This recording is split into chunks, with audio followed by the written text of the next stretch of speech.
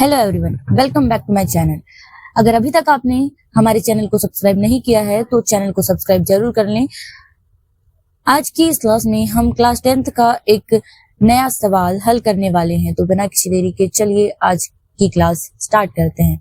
तो आज का हमारा सवाल है कि मीना 2000 रुपए निकालने के लिए बैंक गई। उसने बैंक मैनेजर से 50 रुपए तथा 100 रुपए के नोट देने के लिए कहा।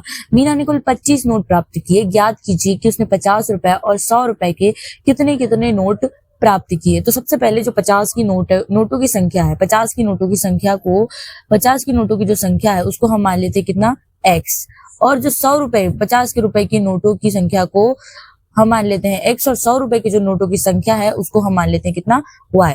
ठीक है, y मान लेते हैं। y मानने के बाद अब आगे प्रश्न के अनुसार चलेंगे, प्रश्नानुसार चलेंगे। तो अब आगे क्या क्या गया है, मीना ने बैंक से कितने रुपए निकाले। मीना ने कितने रुपए निकाले? मीना ने 2000 रुपए निकाले। ठीक है, तो उसने कितने की नोट? 50 रुपए की और 100 रुपए की। तो 50 रुपए की नोटों की संख्या को हमने माने हैं x। तो जैसे कि अगर 5 पेंसिल खरीद रहे हो और पांचों का मूल्य 5-5 रुपए है तो 5 से 5 का गुना होता है। ठीक है, तो यहाँ पे भी 50 का x के साथ में गुना होगा। ठीक है, और उसने 100 रुपए के भी नोट प्राप्त किए, है कि नहीं?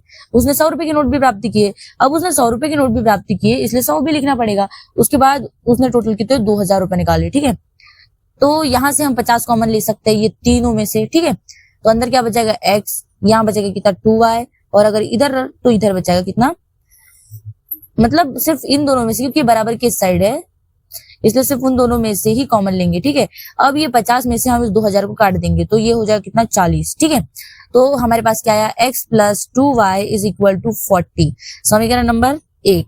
ठीक है, इतना समझ आ गया आपको? इतना समझने के बाद अब हम आगे चलेंगे। तो फिर पुनः प्रश्नानुसार मीना के पास कुल नोटों की संख्या 25 है।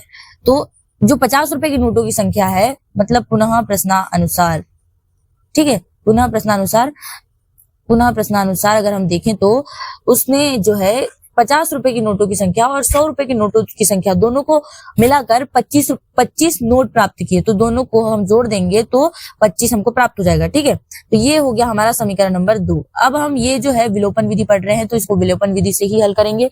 हमारा पहला समीकरण है क्या, x + 2y = 40, और विलोपन विधि से बना रहे हैं तो इसको घटाएंगे इससे। इसके ऊपर पहले लिख देना है आपको कि आप इस समीकरण को, मतलब जो पहला समीकरण है उससे दूसरे समीकरण को घटा रहे हो। ठीक है, x + y = 25। अब जब भी हम विलोपन विधि में घटाते हैं तो जो नीचे वाला जो ये समीकरण है इसके सभी चिन्ह बदल जाते हैं। ठीक है, तो ये पहले में क्या है, पहले में ये तो अलग से है, ये इस चिन्ह को छोड़ देना है अभी के लिए। ठीक है, इस चिन्ह को थोड़ा दूर लिखना है। तो यहाँ पे क्या हो जाएगा माइनस, यहाँ प्लस है तो यहाँ माइनस हो जाएगा, और यहाँ माइनस प्लस है तो माइनस हो जाएगा। अब ये दोनों संख्या सेम है तो इन दोनों को विलोपित कर देंगे, मतलब काट देंगे।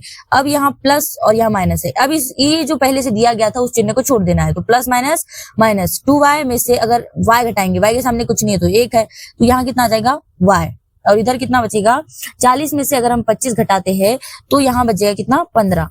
ठीक है, अब 15 बचेगा, y का मान हमारे पास निकले क्या कितना 15। तो मतलब कि हमारे पास जो 100 रुपए की जो नोटें हैं वो कितनी है 15। अब अगर हम आगे चलते हैं तो y का मान हम समीकरण 1 में रखेंगे। क्या, y का मान समीकरण 1 में रखने पर, ठीक है, अब समीकरण 1 में रखेंगे तो समीकरण एक कहता है कि x + 2y = 40। तो x आप किसी भी समीकरण में रख सकते हो। ठीक है, y का मान हमने निकाले 15 = 40। ठीक है,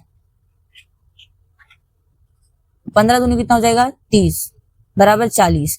x बराबर, अब इधर प्लस में इधर आएगा तो माइनस में, मतलब इसका पक्षांतर करेंगे हम तो इधर माइनस में आ जाएगा वो। अब अगर 40 में से 30 घटाते हैं तो हमारे पास आएगा 10। तो हमारे पास क्या निकला, y का मान निकला हमारे पास कितना 15 और x का मान 10। तो उसने, अब यहाँ अतः लिखेंगे हम, तो मीना ने 50 रुपए की 10 नोटें और 100 रुपए की 15 नोटें प्राप्त की। ठीक है,